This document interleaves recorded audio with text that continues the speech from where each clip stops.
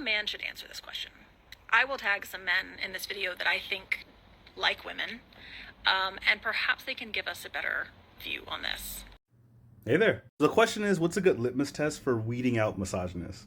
How can you tell if a man you're thinking of dating sees women as people? Because they're not going to say that. They can't let you know what they really think, because then you're not going to like them. So obviously you can't see somebody and just tell if they're a terrible guy or not. You have to hear what they have to say. Here's some things to look out for. If you see any of this stuff, they probably don't see women as people. If they say that they are a red pillar or watch red pill content, that's a big one. If they like or quote Andrew Tate, Kevin Samuels, or Jordan Peterson, those are pretty red flag. If they talk shit on plus size women unprompted, or if they treat plus size women differently than they treat smaller women, that's a big one. If they refer to themselves as alpha male, they imply that femininity is a bad thing, whether it's a woman being feminine or a man being feminine. If they imply that femininity is a negative thing to be avoided, that's a big one. That's a big one. They're talking about anything suggesting they want to subjugate women. Like if they're talking about women are supposed to be submissive or obey their man and stuff like that, huge red flag. Honestly, getting their take on gender roles will give you a lot of insight as to how they think about women. If they think that taking care of a house or taking care of the family